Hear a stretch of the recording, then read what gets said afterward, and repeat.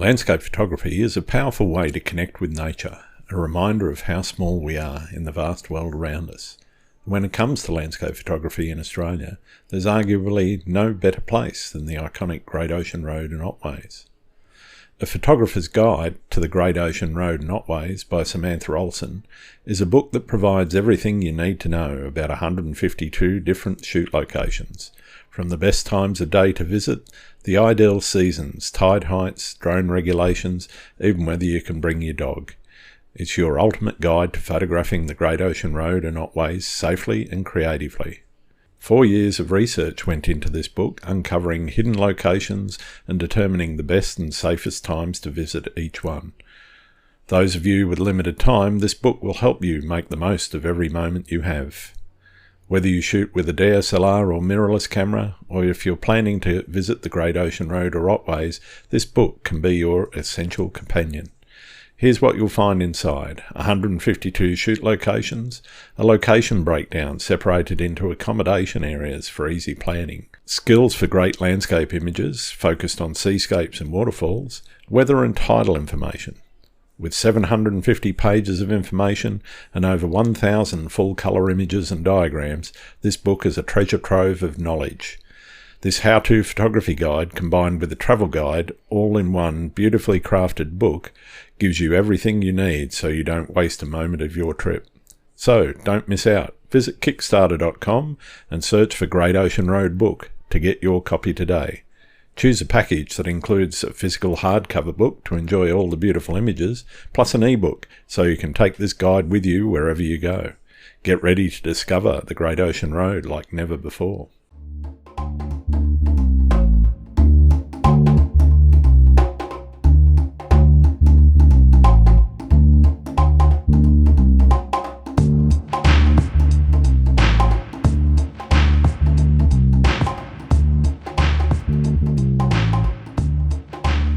Hello and welcome to Landscape Photography World, the podcast for everyone passionate about landscape photography. I'm Grant Swinburne and I'll be your host on this show, talking to landscape photographers about their motivations, likes and dislikes. Samantha Ohlsen, a Sydney-based landscape photographer with a 17-year military background, shares how photography became a means of healing and creative expression. After years as an army nursing officer in war zones like Afghanistan, she retired and began immersing herself in the tranquility of nature and setting up a wedding photography business. Sam discusses how landscape photography provides an essential counterbalance to her past experiences, offering a deep connection to the natural world. We discuss the therapeutic effects of exploring Australia's Great Ocean Road, her structured approach to mastering composition, and the ongoing challenges of balancing technical precision with artistic freedom. She also shares insights into her latest ambitious project, a comprehensive guidebook of the Great Ocean Road and its diverse landscapes. Through her work, Sam hopes to inspire others to embrace photography as both an art form and as a means of personal transformation. I hope you enjoy the show. G'day, Sam. Welcome to Landscape Photography World. How are you going? I'm great, Grant. How are you? Yeah, not too bad, not too bad. Thanks for coming on the show. I've been admiring your work, and I know you've got a special project which we'll talk about a little bit later coming up. And I'm interested in, on this show, understanding why people are landscape photographers. That's the main reason why I'm doing this. I'm really interested in why people become landscape photographers, what keeps them inspired, and what is it that makes them want to go out into nature and capture it. I think, to be honest, it's how quiet it feels in nature. As someone who spent 17 years in the military, that comes with some consequences in life, both physical and mental. Oh. And being out in nature just quiets the mind, and you can really concentrate on the sound, the birds, the trees, the water as it's going down through the stream. And there's something that is just really magical, really, to be honest, about spending that time out in nature. Awesome. Yeah. You actually realize how incredibly small you are, particularly if you Absolutely. spend some time by the ocean. you realize you're not in control. And so to go with that. So, where did it all start for you? When did you say, okay, this is a caper I want to get into? And where did, I guess, the artistic side of things start? Because, a lot of people start out taking snapshots or family shots or holiday shots. And then at some point, something goes click in their brains and they go, this is actually art and I'm not bad at it and I can actually work to get better at it. Talk me through that journey for you. It probably started on a school excursion as a kid, and Hmm. we went into the rainforest somewhere up on the central coast of New South Wales. And I just was amazed at the light and how it was interacting with the stream and the palm trees. And I took all these photos with a little point and shoot film camera Huh? and came back, had them developed, and everyone was absolute rubbish, just garbage, Yep. because I had absolutely no idea what I was doing. Uh-huh. And then as I transitioned into high school, I got into the photography club and moved into the dark room, but that was all black and white naturally, Yeah. Yeah. and had always been interested then on when digital SLRs started to come into being more affordable, started to do some of the nightscapes around Sydney Harbour. Was Cool. particularly fun. And that was a slow learning process back then because you really didn't have the blogs, you didn't have any YouTube videos, you were working off magazines and books. So Yeah. your progress was really slow, I found. Yeah. Unless you could find somebody that could actually go out and help you and talk you through it. Yeah. Yeah. It was all okay. I'm going to have to trial and error it. And so for probably, I don't know, 15 years, it was just a real passion getting out and mainly doing cityscapes, because every time I tried to do landscape photography, Mhm. my compositions were absolute garbage, Okay. because was born with a scientific sort of brain rather than a creative, artistic brain. Okay. And so it's taken a long time to really learn the composition rules, like really know them, so Yeah. that they become more second nature. I used to be so frustrated when friends would go out there and their compositions were amazing and they knew nothing about photography, Yeah. but they could just see an image and I couldn't see it. That was great for the technical side. I was able to pick up the technical aspects of photography quickly and relatively easily. But the creative side has taken a really long time, more to really have to learn the rules. And once you then were able to put them in practice, I think it's really only been the last couple of years, probably maybe 5 years maximum, Yep. where it's really transitioned into something that was much more creative rather than just documentation. Yeah. Okay. And it probably actually started more with my wedding photography. So I Oh. started out as a wedding photographer. I always wanted to teach photography, Yep. but I figured the only way to teach photography was to be thrown in the deep end and really learn to work in a business, in a photography business. Oh. And it was there that I started to see people using lighting, particularly off camera lighting, Yep. really, and creative macro shots. Hmm. And it wasn't purely documentation. They had created images that were really nothing. You'd go into a really bland hotel room and Yeah. suddenly you'd come out with these most incredible images. And I thought, this is not documentation. There is something where you really have to work. You have to know the skill sets. You have to learn the technical sides to get really great. Yep. But I think that composition, that was what was holding me back for a long time. But yeah, I think wedding photography was what transitioned it from being just purely documentation over to something that, whilst it was always a passion, it was more a creative outlet from then on. And it really came with the benefits of being really in the moment and that mindfulness that comes with being one with nature and having to concentrate on what's really in a small viewfinder. Yeah. And that does then, by its inherent nature, quiet the rest of your brain. Yeah. I'm interested in how you go about that compositional journey now, and I'm interested in what you were saying there about that taking a long time, and as you say, learning the compositional rules. One of the great freedoms, I think, is once you understand them, is knowing when you can break them, how you can break them, and how you can use the breaking of them to actually create interesting compositions. I'm interested in how you've gone into learning composition and how you've gone about understanding how and when to break the rules, for example. I think I tried learning with books and I didn't find that I learnt what the concept was broadly. Yep, yep. But the thing that I found the most helpful is I focus on an individual concept, say the rule of thirds or leading lines. And I started creating Pinterest boards.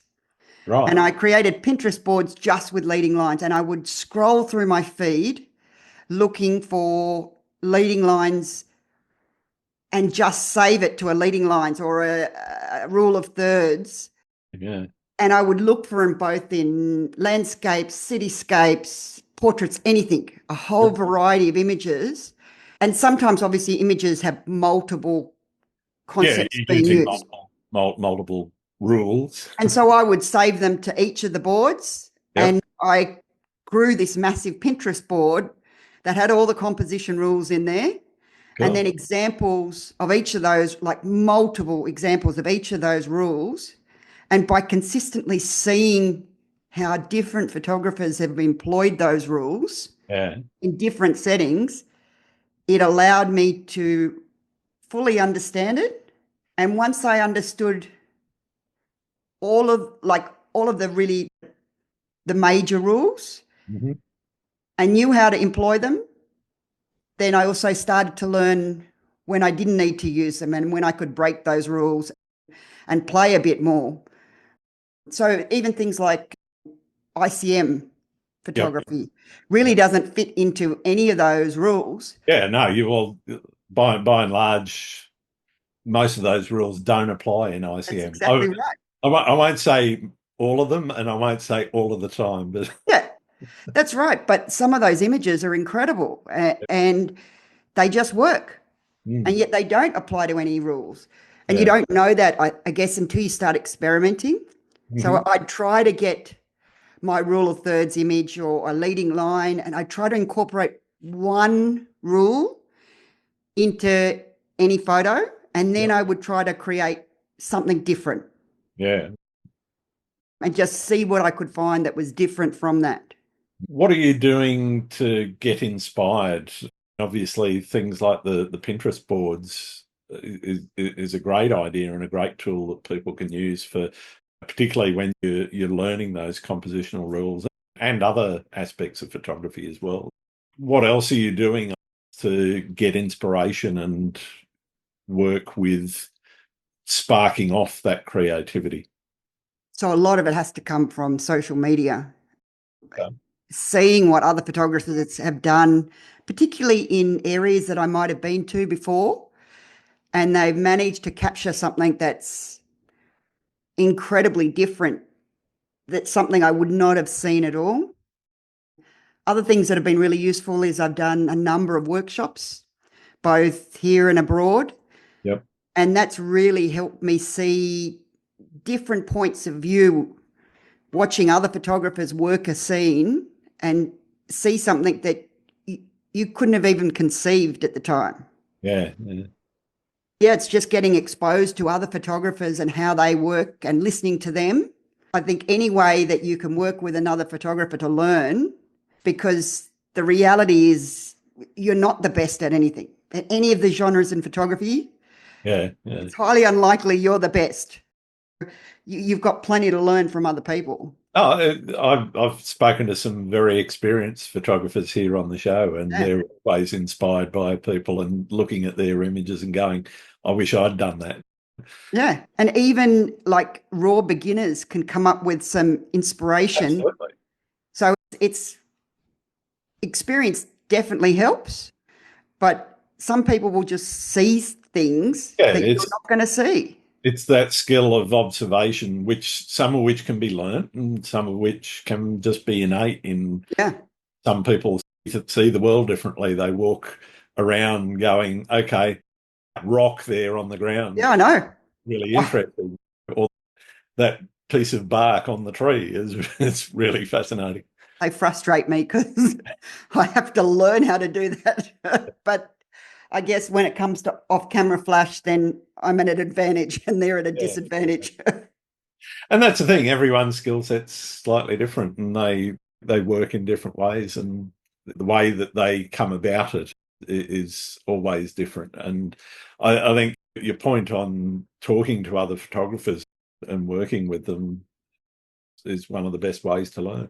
Do you remember the first time that you were out in the landscape taking photos and you got an image that made you say, okay, this is it. This is really what I want to do now. What was that moment like for you? I'm not quite sure I've got there yet, to be honest, Wow. because I never see my work as being good enough to say that I'm at that point where that could be a reality. Yeah. Yeah. I don't know if that makes sense, but It's funny for me, the image is actually one that I took on a point and shoot camera years yeah, and years ago. And it was kind of like, okay, when I got it home, I did a little bit of editing. There wasn't a lot I could do because it was a JPEG image in the first place. So I yeah. wasn't even shooting RAW at that time. And it was literally, uh, I don't know, it was something about the shot, the composition, the light, and everything that made me go, actually, I really like to keep doing this and make it make it a big part of my life. I guess I had always thought I would be in the army for a lot more years than the 17 that I did. So it wasn't until in my later career that I picked up the idea of maybe this could be a full-time career Yeah, okay. because of the difference in perspective that came from photography. So it wasn't perhaps a single image, it was more the difference in seeing a gentler part of life rather than the high paced, intense trauma medicine that comes with being an army nurse. Yeah, okay. And particularly after spending time in Afghanistan, I think there my perspective was really jarred. Like Yep. I did get to explore some photography while I was over there, which was lovely. But it really became that experience of being away and how it had affected me long term. I certainly loved the change in pace, even though weddings can be quite chaotic. Yeah, There was something beautiful at being with people when they were on their happiest day rather than their worst day of their life. yeah, yeah. So it wasn't a single image for me, but more a transition of wanting a different type of life Mm. that wasn't to do with pain and trauma, Yeah. but more joy. And Awesome. wedding photography initially was that because I didn't realistically think I had the skills for landscape photography because my composition at that time was so rubbish. Yep, yep. And I didn't see many landscape photographers really making a full time career. So I didn't know it was even a possibility. Mm. And even now, I'm not quite sure if I see it being a full time job for most people. Yeah. It's certainly a tough place to make money. It's not, Yeah. You're working long hours to get small profits. yeah, I don't know too many rich landscape No, photographers. that's exactly right. So it works for me because I'm now medically retired from the army.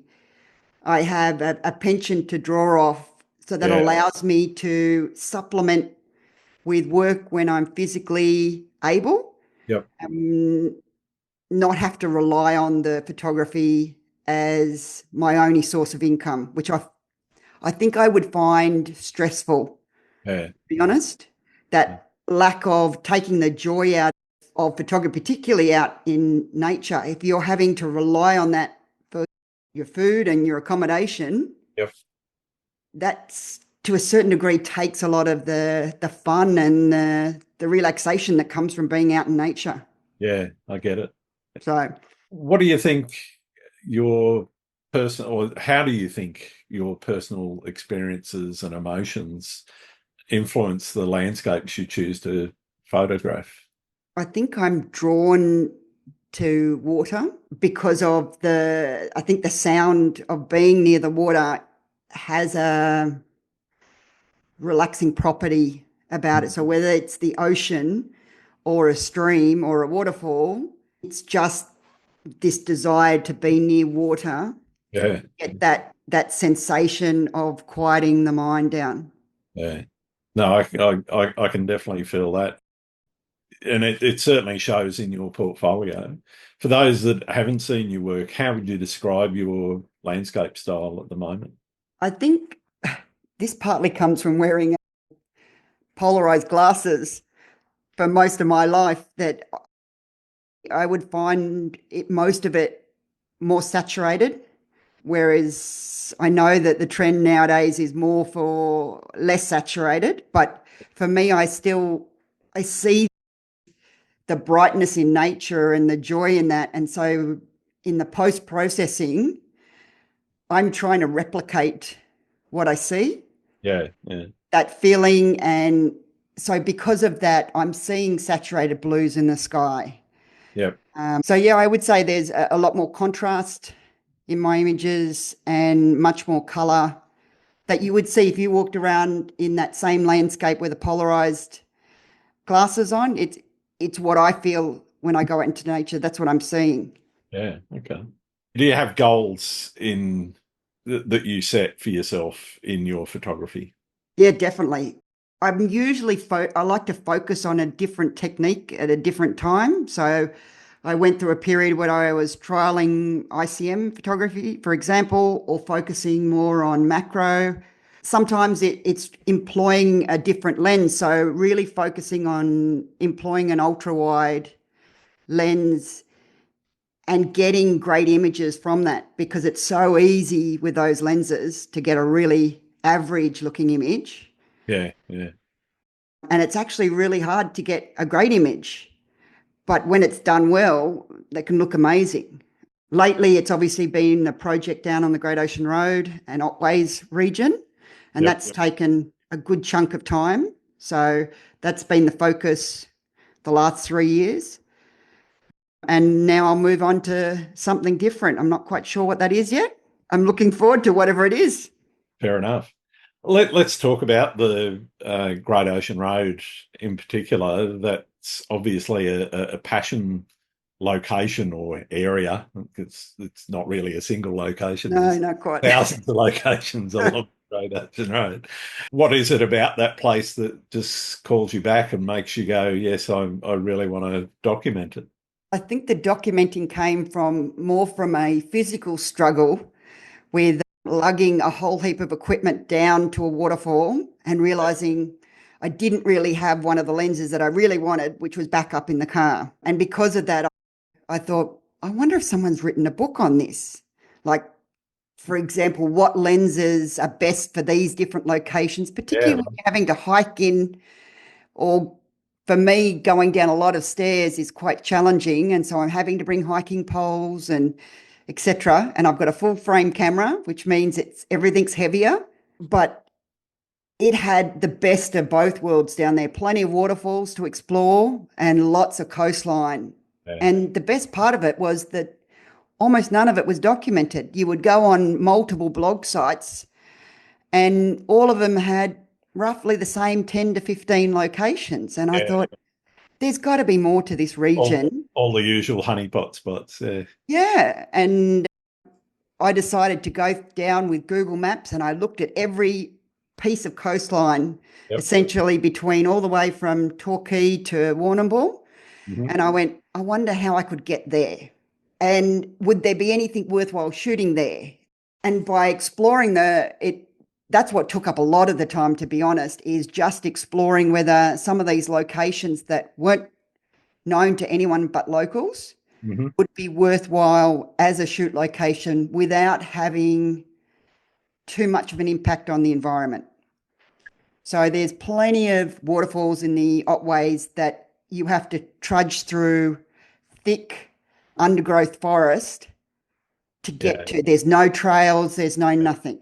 And some of the photographers I follow on Instagram have done amazing work in getting to these unique little locations. Yep. But for most people, going off a GPS or walking into really thick bush and trying to bush bash all the way down just to get an hour and not to reach anything because the GPS coordinates are not quite right or for whatever reason. Yeah, you took a wrong turn at that gum tree. Oh, that's exactly right. But so I just decided to focus on ones that I thought would be accessible to, and it's been a huge adventure, to be honest. Some of the remote, rugged coastline I took to the air. I tried a couple of helicopter flights. I hired out a little Cessna plane that's used predominantly for parachuting, which meant it could have the open door while I was shooting, which was great. And I even went up in a biplane trying to get different ways of getting images just because so much of the area is off limits for drones.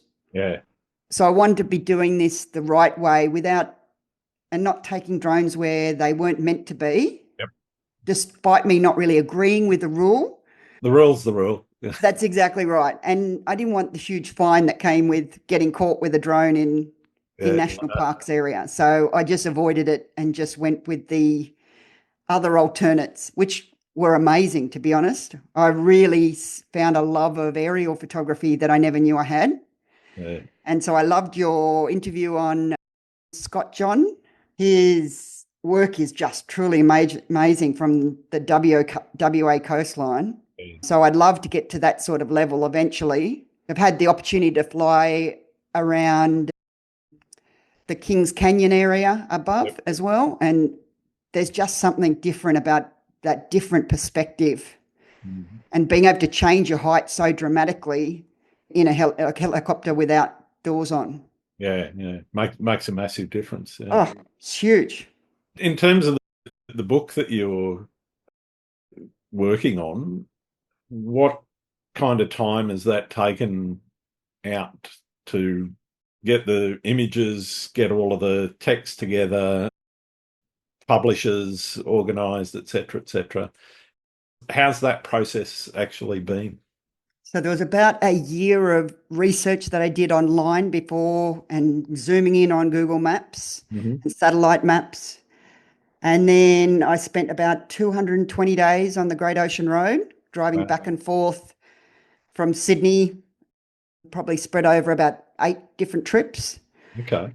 Down there to try to see, because the Great Ocean Road varies so much with how much sand can be deposited on one area, and it can change so dramatically overnight. So I wanted to see these different locations at different tidal heights and different seasons to see how they changed and how easy or difficult it was to reach some of these locations that can be cut off by the high tides, the whole swells that you get during the winter period there. So that was another just over a year to do the on-location photographs and research. A lot of that didn't make the book, to be honest, because you were exploring to see whether certain locations were suitable or not. Right. I would have liked to spend a lot more time, but it came down to financial limitations of how much you could fork out for accommodation to get one decent sunrise at a certain location. When you go back 3 times, you have to call it and say, listen, that's just it. That's the best it's going to be for this book. But yeah, so there I ended up with 152 locations Wow. for the book. And I divided it into the book's divided into half. The first half is the skill sets essentially necessary to take photos in this particular landscape. So the waterfall component and the seascape photography, really nailing the different skill sets that you need to learn to get really great in those areas. Mm. And then the second half is the 152 different locations telling you everything from what time of year is best to be there, what tidal height is best, where the sun, whether it's sunrise or sunset, is best to be there, Yeah. what equipment you should be hiking down those Right. 300 odd stairs to get to. So you're not carrying equipment that you don't need. Yep. And just some general shoot notes, particularly GPS coordinates and some of the more remote locations. I don't know if you've ever heard of Magic Rock. I have, yes. Yeah. Yeah, it's a spectacular location, but a number of people get lost trying to get in there. Yeah. And so that then, once I'd got all the information I needed, it was in about another year and a bit to put the book of writing the content out and getting it to a stage that was ready for the publisher. Yep. So I decided to go down the self-publishing route because in Australia we just don't have the volume that most publishers will pick up an author who hasn't published before. Yeah. And it's been just over a year with this publisher, working with this publisher. I don't think the publisher really knew how big a project this was going to be. I don't think I really knew either, to be honest. It's resulted in 750 pages, a colour book, a large format book. It really is quite a large body of work and over 1,000 images. Wow. Actually, I think there's about 1,400 images for the book. So it's almost to the stage of ready to be put out for ebook publication. Okay. But the hope really is to get it into Print. a real book, a printed book. Yeah. And for that to happen, it'll be a Kickstarter campaign, which will take a month or two, hopefully to raise the 30,000 needed to print enough copies to make it a reasonable price to buy. Yeah. And I think that'll be the hardest thing is actually that fundraising process, because getting enough people to want such a specialised book. Yeah. Yeah. We'll see. Hopefully we get to that stage. I'm not going to give up, that's for sure. No, But definitely. It sounds like a real passion project, and yeah, it's not something that you're going to earn a lot of money out of, that's for sure. but that's not why you did it, is it? No, not at all. To be honest, it started out as a practical problem and grew much more into a passion of being in an area that really gave me peace and a sense of purpose of doing something that I thought might be worthwhile for other photographers. I know I know a lot of photographers get really guarded about certain areas. Yeah. And I tried to make it so that the areas that were going had established paths, that people weren't going to be impacting on the landscape, particularly if something's widely published. You want some sort of infrastructure or in place so that you're not damaging. Yeah, the infrastructure has to be able to handle some traffic, because otherwise That's you're right. creating more problems. Yeah. So there's a couple of locations that I've done art about putting in. Yeah, okay. Some have gone in and some have been left out for that very reason. And that's understandable, yeah. Yeah. We'll wait and see when it gets released, whether it has the volume, hopefully, to get it printed. So how far away do you think the ebook is? Probably about a month. Okay. So by the time this podcast comes out, by the time ebook this will goes be live, it should be available on my website. Brilliant. Okay. And then hopefully the Kickstarter campaign can start about a month from now, 2 months from now, once I get someone to do out a video. Apparently doing a Kickstarter campaign is now a real art form.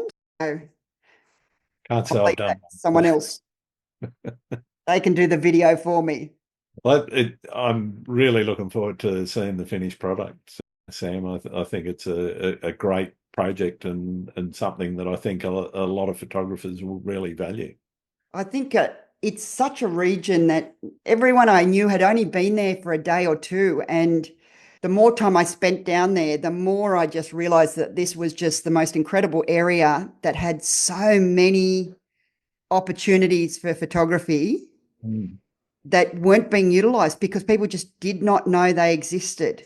Yeah, yeah, And it was a real shame because there's just so much there. So yeah, much variety can be found there. And if you like seascapes, my God, I think it's one of the best in the world. yeah, yeah. I don't think you're wrong. There's some, a couple of really great waterfalls, which were possibly my favorites, to be honest, out of the whole lot, because there's Mm. nothing that beats walking down a beautiful forest with palm trees and a trickling stream next to you. Mm. And oh, the birds, it's just amazing. And if you've got international visitors, the amount of wildlife with the koalas that you can see, Yep. the echidnas, like things that you don't see out in nature much elsewhere, Yeah, which is really great if you're into wildlife photography. yeah, definitely. I'm interested in you mentioned the infrastructure that places need to have. How much of your work are you using to get across a bit of a conservation message to people? And do you see that as part of the book as well? Probably not of this book. I don't feel like I'm well enough qualified Sure. to be in a position to do that. I think the more we get people out into those environments, away from areas that necessarily have major infrastructure, but even just things as getting people out on hikes, by the more we do that, the more people can see the inherent value in nature. Mm. I don't think many people, I don't think people who haven't been really down into rainforest areas or down by the ocean have, if they you haven't done that, you don't understand the how much a therapeutic value can come from being in those environments, Yeah, and therefore why you should want to protect them. Like I do follow a lot of photographers that have conservation as one of their primary goals. hmm Um, and I would love to be one of those people eventually. I just don't think I'm at the level yet. yeah, fair enough. Yeah, I think there's got to be a bit more substance behind that effort Yeah, to understand the local issues and what needs to be particularly done in a particular area. And that's probably better served by locals that are in those areas. yeah, yeah, I get it. How do you think landscape photography's helped you grow or change as a person? I think it's definitely calmed me a little. Okay. I was quite intense, shall we say. A Being an officer in the army, you have a very more disciplined hmm way of approaching things, and there's very little room for negotiation. And so you become quite rigid in some of your thinking. Okay. And Yeah. because of that, you can become quite short with people that don't do exactly what you want when you When want. in the military, when you get told to do something, you do it, and you do That's it now. exactly right. And you do it well. So the rest of the world, not so much. No, not at all, actually, funnily enough. I think being out in nature gives you that ability to step back and calm Yeah. all of those tendencies. And you realize, when you realize you're not actually in control at all, you have to succumb more to nature's way of doing things. Mm. I think that's personally made a huge difference on my temperament, made me a lot more fun and a lot more calm to be around, not so demanding anymore. Fair enough. Do you have a favorite spot that you keep getting called back to? And if so, where is it? Without giving away secret spots, obviously. No, that's all right.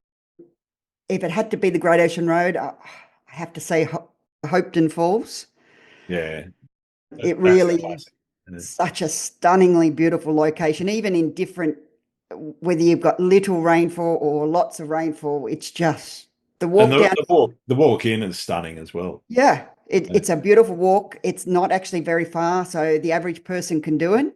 yeah, And you can get amazing shots even from the platform. yeah, In fact, most of my great images actually have come from the platform that's been created. yeah. Wow.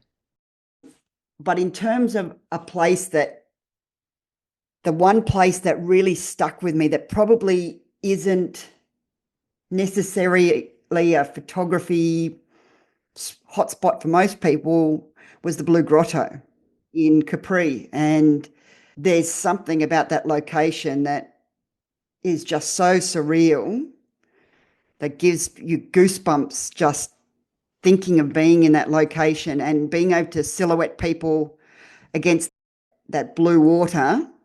Whilst not a typical landscape image, I would go back there in a heartbeat, to be honest. It was I've just I've so I've got surreal. to get back there because the day that we were there, went out on the boat trip and they Yep. take. And it was too high. You couldn't get underneath. No, it was just a bit too windy, so the waves were too high. So it was low enough when the water was flat, Yeah. get a boat in. The tide was right, but every time there was a wave, you ran the risk of jamming people's heads against the roof. You do that The, on a calm day. From my experience, you were yeah, lying right back flat in the boat. yeah. And it wasn't Please, a massive swell, but it was enough enough. to sort of put them off and say, no, we're not going to risk it. Yeah. Get back and get in there. I think all of Europe is just so fascinating to me. The mountains, like we call things in Australia mountains, but they're not really mountains, they're really hills. Yeah, Uh, there's just so much there to explore, and it's nature on a really grand scale. yeah, I yeah. think I'd like to transition to more stuff in the mountains to see that difference. Even though being around the water calls me, very much, I think you're going to get the same experience being up high on those spectacular. Absolutely. I love a good pointy peak. Oh yeah, oh definitely. Don't think we have any of those here. Yeah, no. Our tallest one's still not quite. I forget what the Aboriginal name for it is now, but Mount Warning up there in far north New South Wales, up near Ballina and whatever, is probably the pointiest one we've got, but it's not very tall. No, not really tall at all. It's a bit disappointing, but we do have some great coastal locations. Oh yeah, and I don't mind the deserts as well. There's Oh plenty yeah, out west as well, which is well worth a look. I just don't like the flies. No, that's never Oh fun. my It God, the doesn't matter what flies time you sometimes. you just got to wear one of those nets. Yeah, I know. Yeah, I've used that before. What annoys me though is you get this beautiful shot lined up and then you get it back and there's a fly has landed for 2/10 of a second while you were taking it. So you have this little black blur in the middle of it. Oh, I think it's more the like it's hot, so you don't want to wear long sleeves. And so you could just can't do that with that amount of flies Yeah, around. no, they're all over you. Yeah, I went there. I was in Central Australia when after the bushfires had come through, the big bushfires, and Yeah, it was still, I don't know, maybe 6 months, 9 months after the bushfires, something like that. And there was a lot of regrowth, which was great. But the locals had said the flies were out of control because of all the dead animals. yeah, The flies had a feasting time. So yeah, they were in epic proportions in some of the places that you just couldn't stand being there any longer. But no. luckily, that didn't happen too much. Most of the locations I went to in Central Australia were just awe inspiring. If we could just keep the snakes away, I'd be happy. I'm not a snake person. Mostly they leave you alone, but I, I know the concept, I know the theory that they leave you alone, but it doesn't help the fear response. Yeah. Oh, and there's actually quite a few in some of the areas along the Great Ocean Road. So I was lucky. I only saw two in the entire 220 days I was there. Mm. But the amount of other people I ran across that had, oh no, I saw one. There was another one down there, and I'm like, oh, okay, I'll avoid that area then. Thank you very much. But yeah, most of them, I think I read that when I was doing my research, it said something like 90 or 95% of people in Australia get bitten while trying to pick the snake up. Yeah, playing with it will kill you. Don't play with it. It probably won't kill you. No, it's probably just going to leave you alone. It's funny though. I've seen more snakes, and not in captivity and not in a wildlife park or anything like that. I've seen more in Sydney than I have outside of Sydney. Really? What, Yeah. in the Blue Mountains? No, not so much there. Even over in Penrith. Actually, I was at Emu Plains the other day having breakfast with my wife and a few friends and whatever, and they've got signs outside the restaurant saying "Beware of snakes." And you go for a walk along the road there, and you can see them curled up, sunning themselves Oh next my gosh. next to No, the no, path. no, I couldn't handle that. I'd be out of there. Yeah, but as I say, I've seen more in Sydney than I have out in the bush. I've got a dual worry about snakes, not just me, but I have an assistance dog that goes everywhere with me. He's been a huge help I don't think without him, I wouldn't have been able to get through going to all the different locations on the Great Ocean Road. He just has transformed my life dramatically, actually. He's quite new to Australian wildlife. So Right. Well, kangaroos were particularly exciting for him. I can imagine. He almost jumped through the front windscreen one day when he saw a kangaroo bounce across the road in front of the vehicle. But yeah, I'm always worried about his interaction. Even though I've got him on a leash, he's a big, strong dog. And if he is particularly interested, he could pull me over if he wanted to. Yeah. So I've got to keep my eye on him so he's not into mischief. And yeah, snakes are one of those big concerns when it comes to dogs because they can easily kill a dog a lot easier than a human. Definitely. Yeah. And unfortunately, the curiosity of dogs Doesn't help. doesn't help because No. they'll go sniffing around the side of logs and things where they like to hide. Yeah. Yes. Most of the area is no dogs down on the Great Ocean Road, but obviously with an assistance dog, he could go anywhere. Yeah. So yeah, you really had to be careful just to make sure he wasn't damaging any of the wildlife or any of the other parts of the landscape. Without him, I wouldn't have been able to get through the whole Yeah. project, to be honest. Because when I first started the project, I was a lot less well than I am now. I think Yep. this whole project has had a huge impact on my mental health so that I have adapted much more to civilian life now. I would say now I'm a lot closer to what we would call normal than I was when I started. I don't know what normal is. No, and I think you got to be a little bit crazy to be a landscape photographer to go Yeah, time and time and time again. getting up at stupid o'clock, Sunrise. going and standing on a rock shelf knee deep in Yep. water. To get the sunrise that doesn't come. Not, not many normal people do that.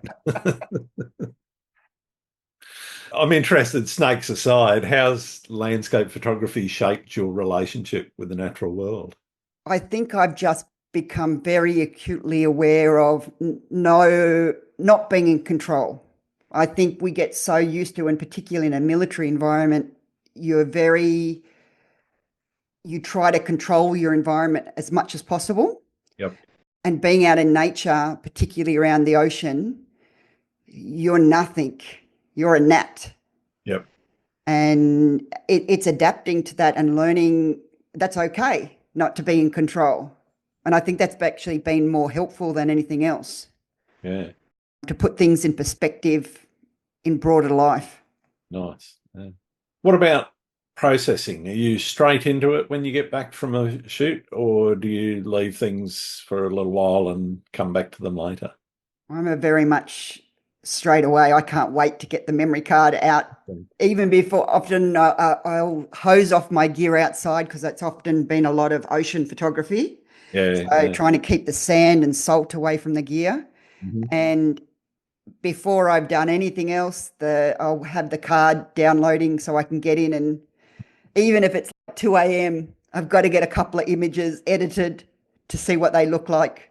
It became a little bit harder when I was out there every day at multiple locations. It wasn't always the same. But normally I'm busting a gut to try to get in there and see if I've got something that I think is worthwhile, because it's so hard when you're out there and you're looking at such a tiny screen. Oh, the back of the screen tells you nothing. No. And so many images come alive with editing. And I would say I'm quite competent at editing, but I don't have the creative component that a lot of photographers have. It's going to take time to learn that skill, to create an image that wasn't necessarily there in nature. I'm trying to replicate what I'm seeing, whereas I see people creating backlight that wasn't necessarily there, or highlighting a particular component of an image that perhaps wasn't apparent when I was there. So I'm interested to learn how to do more of that and then see whether it works for my style or not and go from there. Yeah, awesome. Do you prefer taking photos alone or with other people? Both, to be honest. I love both. And I'll take, most of the time when I was away, I was just with the dog. But there's something great about coming back and sharing that experience. Not so much the fact that you're having to share the images, but that's a worthwhile component. But sharing that sunrise or sharing something that you found in a rock pool, I find that component really enjoyable. So I'll take either. It really doesn't bother me in the least. It's great, the peace and quiet you get when you're on yourself. And it's great being able to have and share that experience with someone else. I'm not a fan of big groups, but one or two other photographers is awesome too. Awesome. Do you print much of your work at all? Yeah, I love to print stuff. I think it makes a huge difference. I've got a large Epson, I think it's a P800 or something, upstairs that I like to print stuff on. I've found that is such a challenging, it's like printing is a whole new skill set. Like photography, there's editing, and then there's printing, and printing is as big a skill as either of those other two. So I'm still getting there and learning about color calibration to the point where you can implement it into different paper types, different ink types. But I love it. I think that's when you see your work really come alive. Oh, totally. Yeah.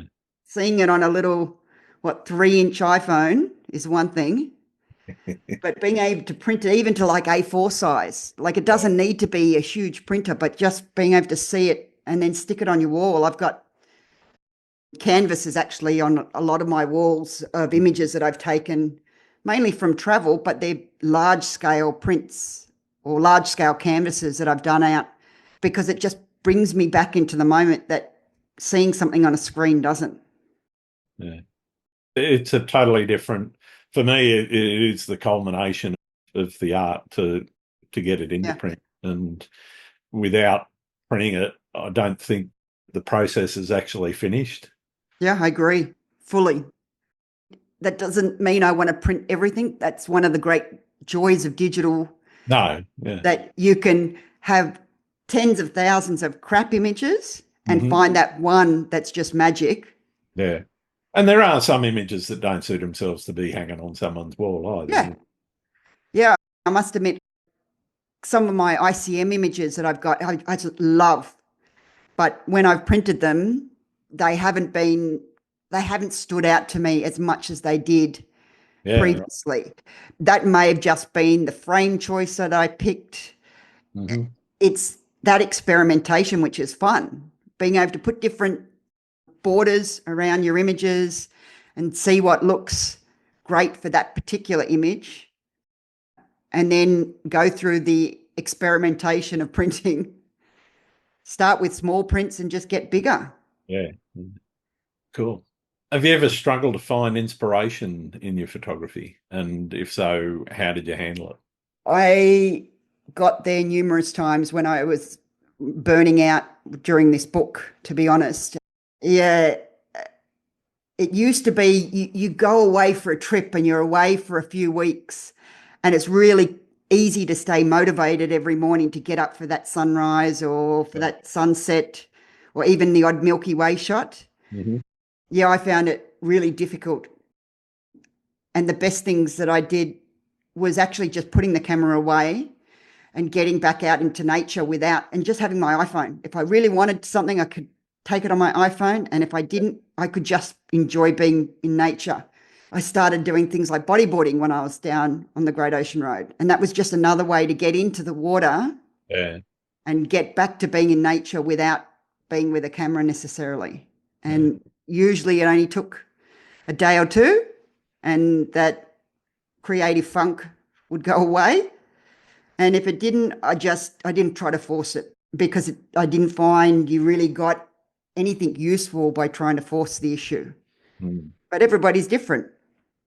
Yeah, some people work, they push their way through it. Yeah. Other people go and do other things. And yeah, it's about finding what works for you, I think. With wedding photography, you just push through that funk because you've got that one day and you've got to get it all. That's right. And But and you've got a client sitting there saying, give that's it to me now. exactly right. You've got to get over it real quick with wedding photography. But with landscape photography, unless you're doing something specifically for a client with a hard deadline, Yeah. take your time, enjoy it. And the reality is, half the time the weather's not going to be there. Yeah, that's right. And if that magic sunrise appears, somehow those creative juices just seem to, Yeah, they kick in. yeah, they do. Really do. Where do you see photography in society?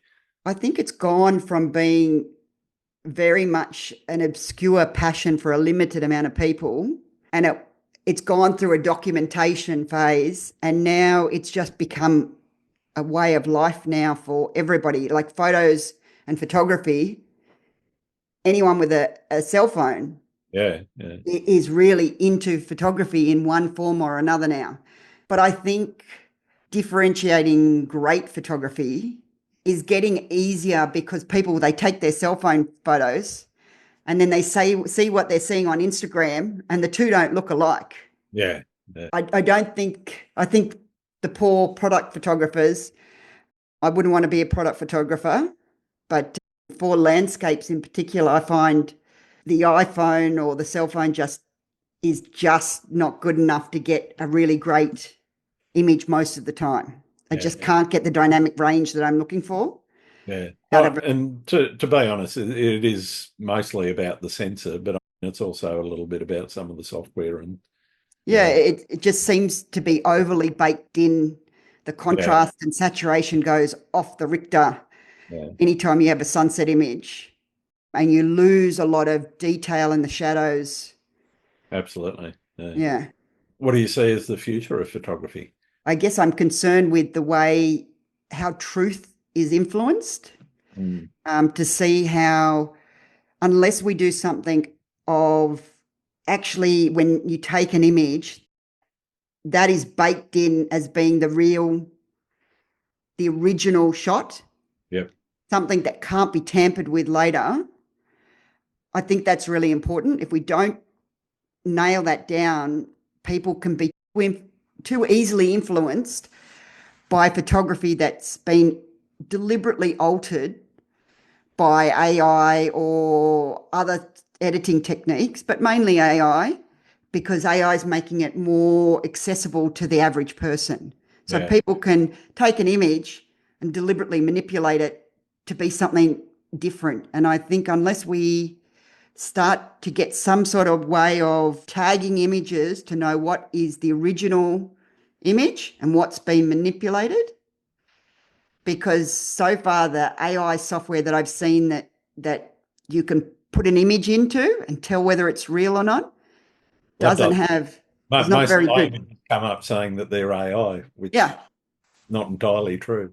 Yeah, it seems to be any decent landscape photography comes up as being AI, and that's just not the truth.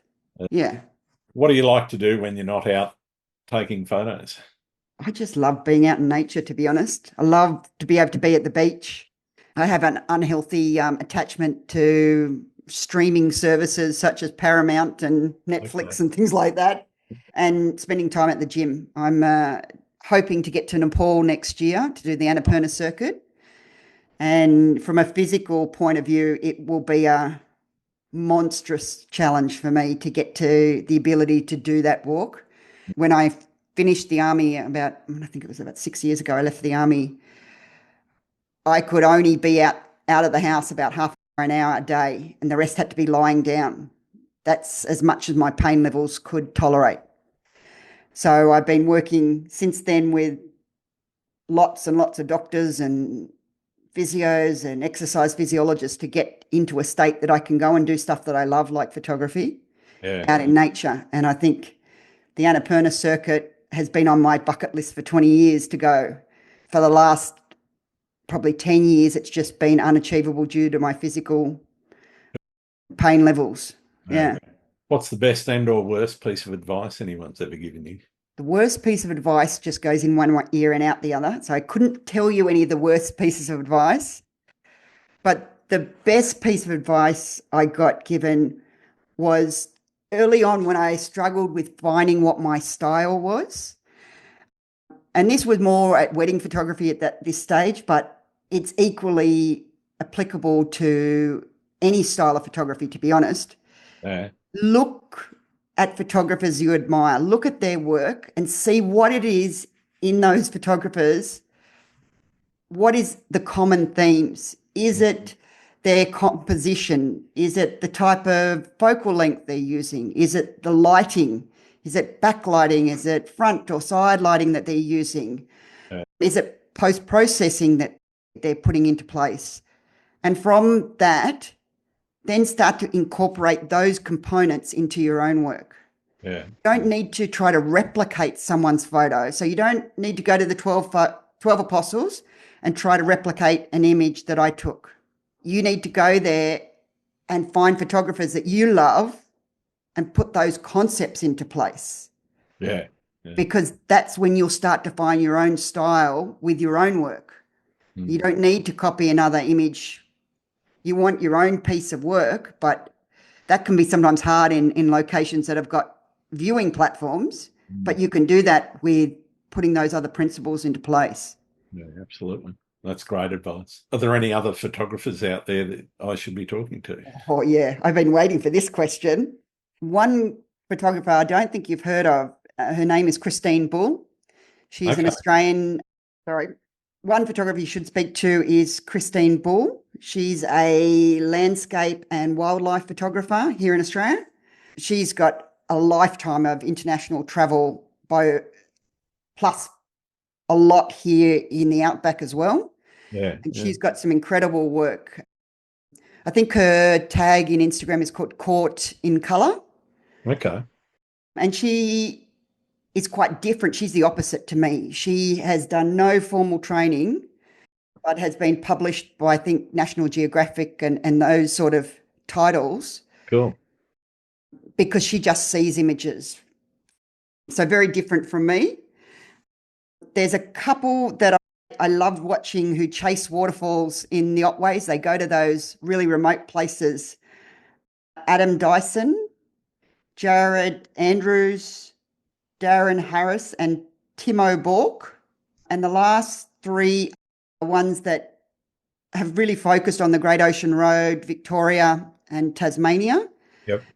Rob Morello, Craig Richards, and Josh Beams. Awesome. Thank you. Just a few there.